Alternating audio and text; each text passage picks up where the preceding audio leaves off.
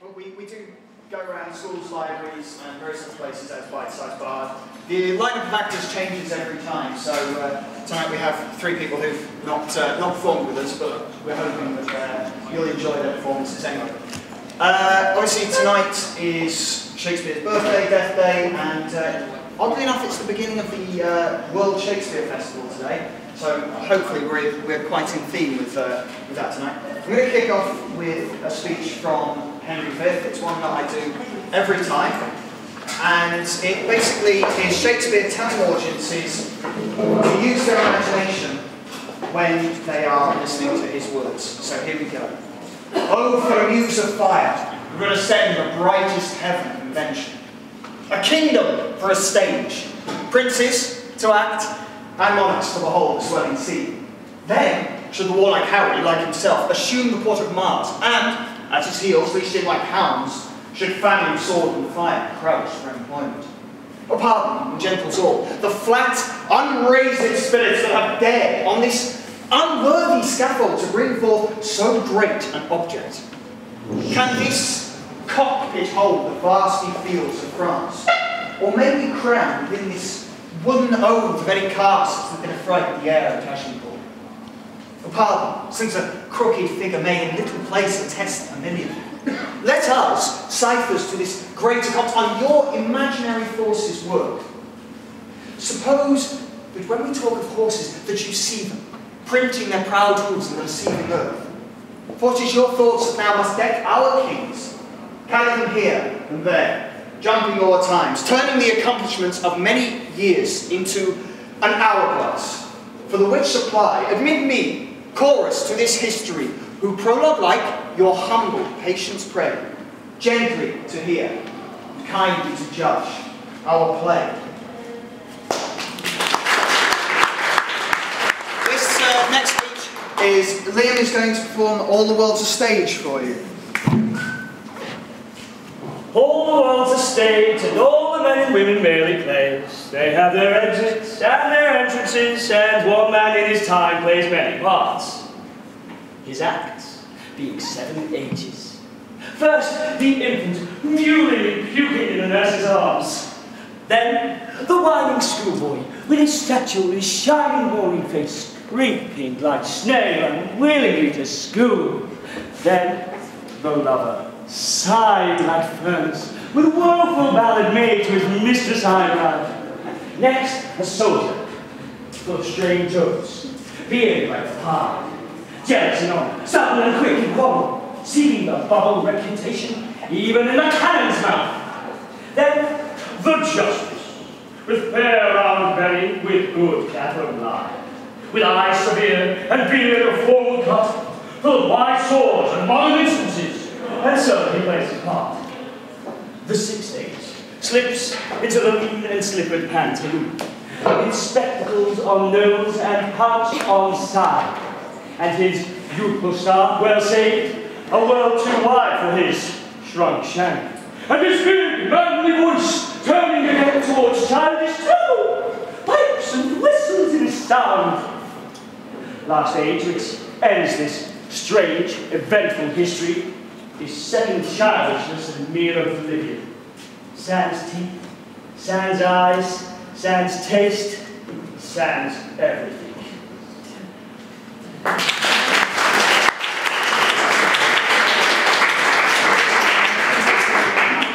Hi, I'm going to do a piece from As You Like It. This is Phoebe, and she's talking to Sylvius about Ganymede, whom she is convinced that she doesn't love. Think not I love him, though I ask him. 'Tis but a peevish boy. Yet he talks well. Look how I've words. Yet words do well, and he that speaks them pleases those that hear. He'll make a proper man. The best thing in him is his complexion, and faster than his tongue did make offence, his eye did heal it up. He's not very tall. Yet for his years, he's tall. There was a pretty redness in his lip, a little brighter and more lusty red than a mix in his cheek. 'Twas just the difference betwixt the constant red and mingled damask. There be some women, Sylvius, Oh, had they marked him in parcels as I did, would have gone near to fall in love with him. But for my part, I love him not, nor hate him not, when yet I have more cause to hate him than to love him. For what had he to do to chide at me? He said mine eyes were black, and my hair black, and now I am remembered scorned at me. I marvel why I answered not again. For that's all one. Admittance is no quittance. I'll write to him a very taunting letter, and what thou shalt best, wilt thou, Sylvius?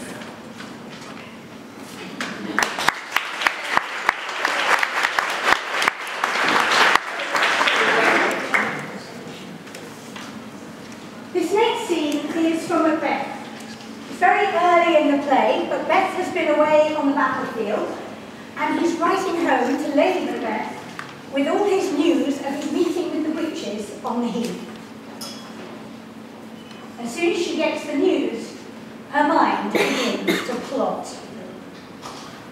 They met me in the day of success, and I have learnt my perfectest report. They have more in them than mortal knowledge. When I burnt in desire to question them further, they vanished. Whilst I stood wrapped in the wonder of it, came missives from the king, who hailed me Thane of Cawdor, by which title before these wayward sisters saluted me, and referred me to the coming on of time with Hail, King, that shalt be. This have I thought good to deliver thee, that thou may not lose the dews of rejoicing.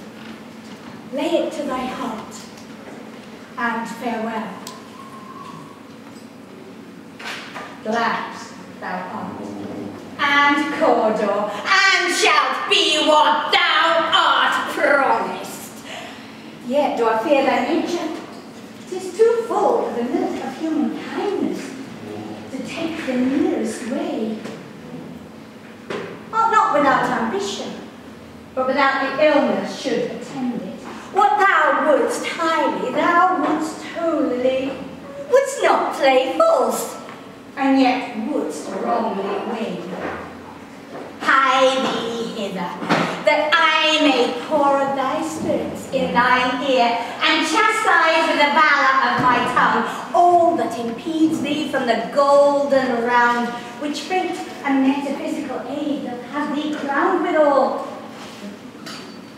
The king comes here tonight. The raven himself is hoarse, that croaks the entrance of Duncan under my battlements.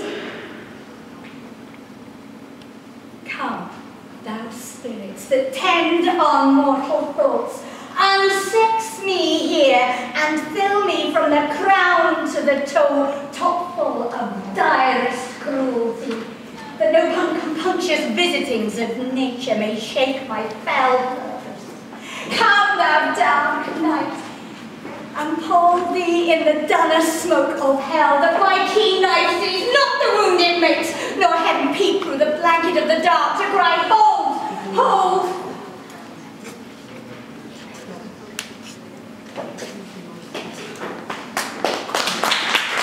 Great glance, worthy Cawdor, greater than both by the all hail hereafter. Thy letter has transported me beyond this ignorant present, and I feel now the future in the instant. My dearest love, Duncan comes here tonight. And when goes hence? Tomorrow, as he purposes. Never shall sun that morrow see. Your face, my Thane, is as a book where men may read strange matters to beguile the time. Look like the time. Bear welcome in your hand, your eye, your tongue. Look like the innocent flower, but be the serpent under it. He that is coming must be provided for. Leave all the rest to me.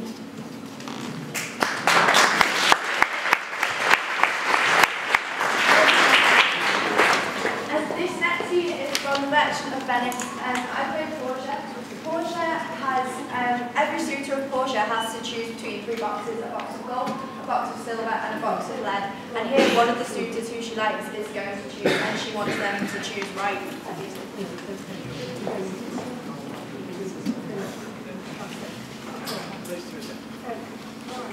I pray you, tarry.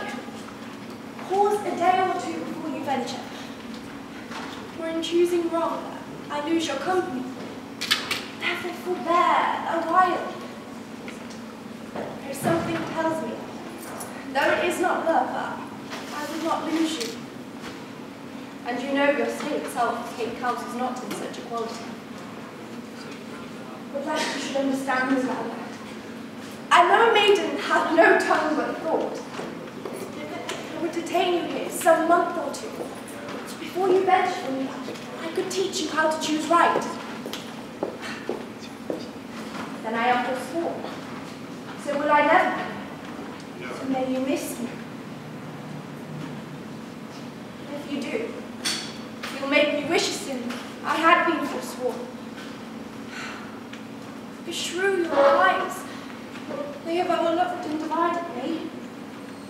One half of me is yours, and so is the other.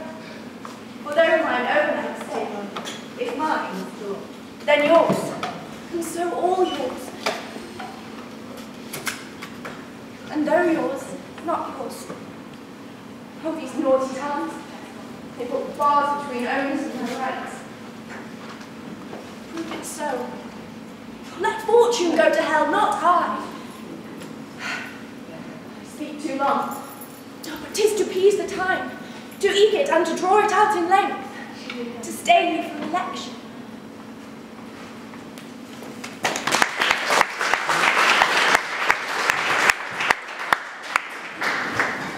Before Liam begins his next speech, we do this thing where we pick on, unfortunately, some unfortunate audience members, and I think I've already chosen who I'm going to pick on. All we need is somebody to read a few lines in.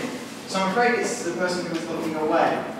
I wasn't talking about you. I was talking about her. Now, yes, I'm afraid. Mo is going to read Gloucester for us. So it's this, all the ones with stars next to them. Liam is going to be performing Buckingham. I say, it's unfortunate for those who are picked on, but we do enjoy picking on our audience every so often. Should have had a big mouth. Oh, I'm sorry. Oh, I start? No, don't worry. No mind, I just practice. How now, my lord? What say the citizens? Now, by the holy mother of our Lord, the citizens are none, say not a word. Touch ye the vassality of Edward's children?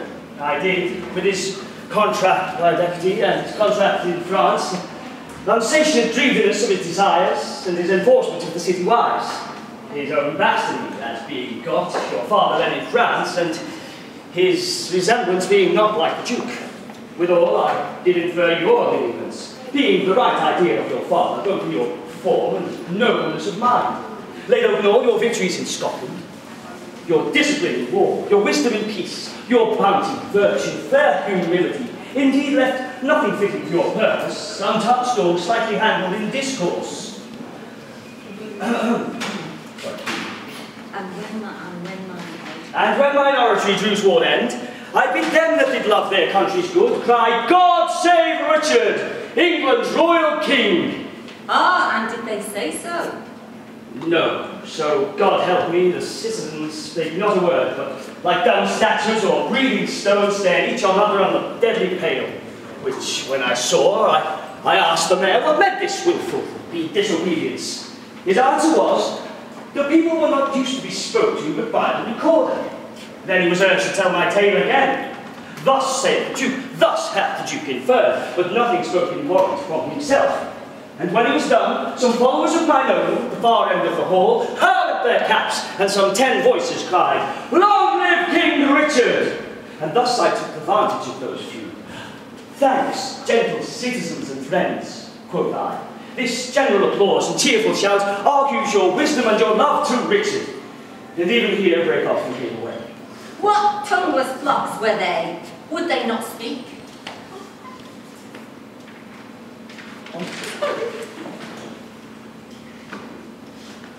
Will not the mayor and then his brethren come? The mayor is here at hand. Intend some fear. Be not you spoke with, but by mighty suit, and look you get a prayer in your hand, and stand between two churchmen. Good my lord, for on that ground I'll make a holy descant, and be not easily won to our requests. Play thou maid's part, still answer nay, and take it. I go, and if you plead as well for them, as I can say nay to thee for myself, no doubt will bring it to a happy issue.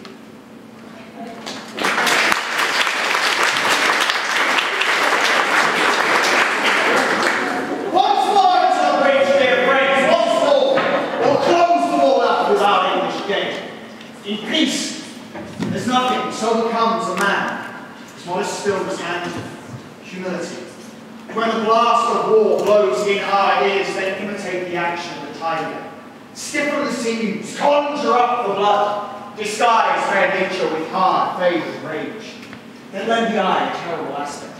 Let it cry from the portage of the head like the brass cannon. Let the brow all out as fearfully as doth the void rock or hang with juttiness and confounded face, swilled with the wild and wasteful ocean. Now set the teeth and stretch the nostril wide, hold hard the breath, and bend up head for his spirit to his full height. On, noblest English whose bloody spectrum fathers of warproof. Fathers that, like so many Alexanders, have in these parts from morn to even fought and sheathed their swords for lack of argument. Dishonour not your mothers. Now attest that those whom you call fathers do beget you. Be copy now to men of grosser blood, and teach them how to war. And you, good yeoman whose limbs were made in England, show us here the metal of your pasture. Let us swear that you are worth your breeding, which I doubt not. For there are none of you so mean and base that hath not noble lustre in his eyes. I see you stand, like greyhounds in a slip, straining upon the start. The game's afoot. Follow your spirits, and upon this charge cry, God for Harry! England! And St. George!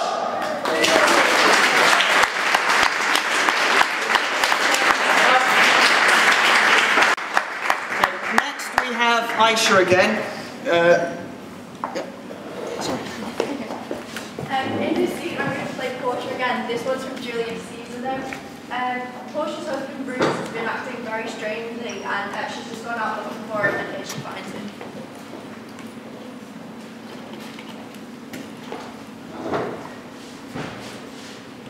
Is Brutus sick? And is it physical to walk and brace and suck up the humors of the dead morning? What? Is Brutus sick? And will he steal out of his wholesome bed to tend the rooming unperjured air and dare the bad contagion of the night to add unto his sickness? No. My Brutus, you have some sick offence within your mind, which by the right and honour of my place I ought to know about.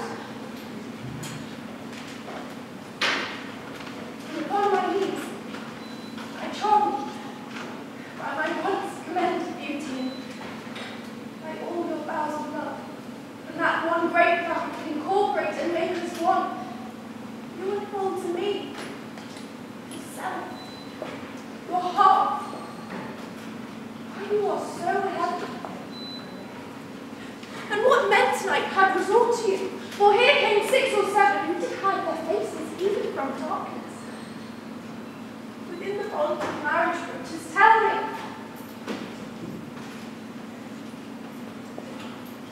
Is it accepted that I should know no secrets and tainted? Am I yourself, but as it were in some sort or limitation? To keep with you at meals, comfort your bed, and talk to you sometimes?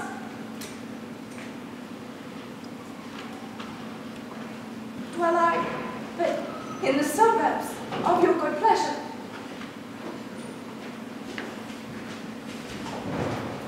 If it be so, then Portia is Brutus's harlot, not his wife.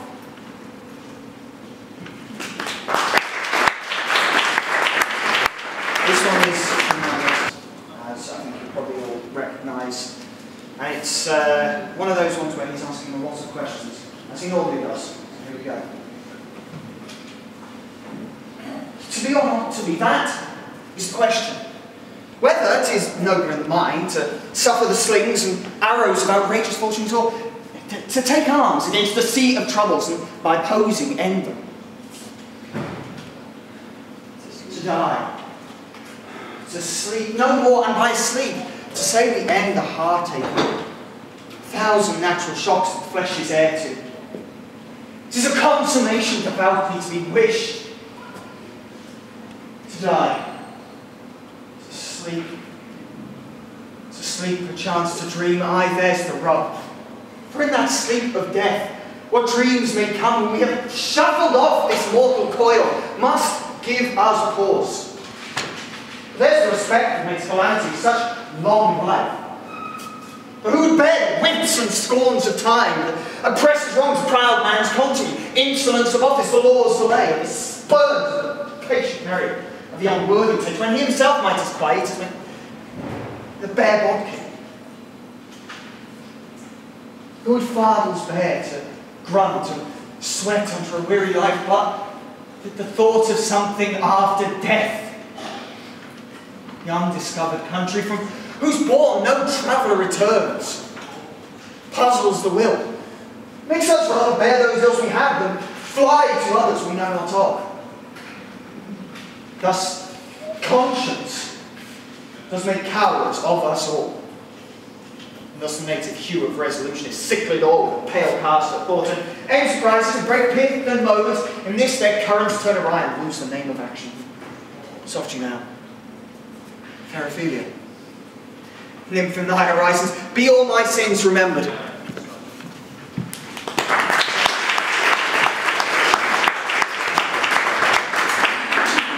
I'm going to take a piece from Emma's Night's Dream, and this is Hermia, and she awakes to find that Lysander is not ready to be.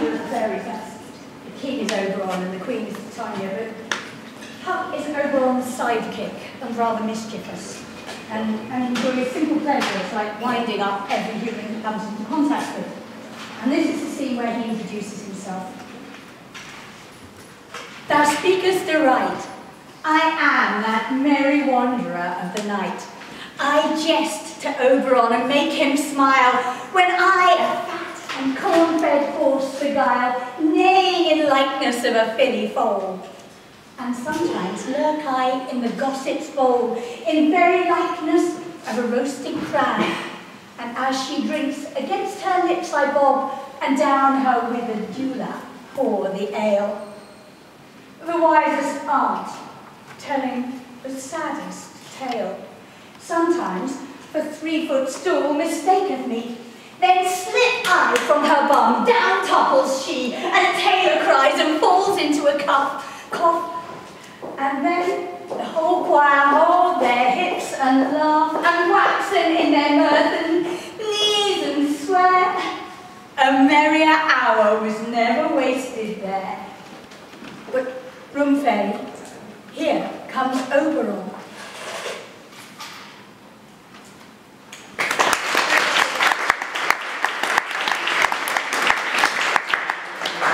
Well, we've got one more speech for you. Before we give you that speech, I just want to thank you all for coming and to explain why I helped to try and organise the Fireside Bar events.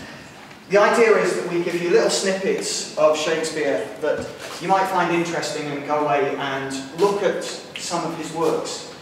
I personally feel that Shakespeare is so much better when it's not just read, but it's heard and it's performed, and we hope you've enjoyed what we've performed for you today.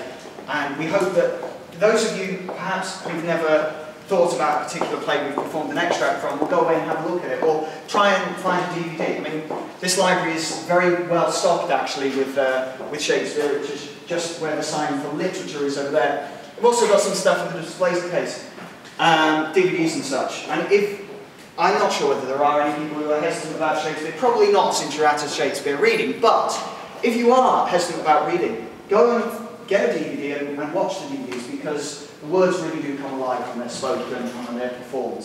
So as I say, I hope you've enjoyed what we've done for you tonight, and I hope you've enjoyed the speeches as performed by wonderful actors Fiona, Ruth, Aisha, and Leah.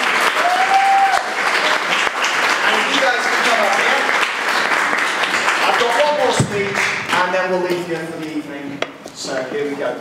If we shadows have offended, think but this, and all is mended. That you have but slumbered here, while these visions did appear, and this week an idle theme, no more yielding but a dream. Gentles, do not reprehend. If you will pardon, we shall mend. And as I am an honest puck, if we have unearned luck, now to escape the serpent's tongue, we shall make amends ere long. Else the puck, a liar call. So good night unto you all. And give me your hands if we be friends, and Robin shall restore amends.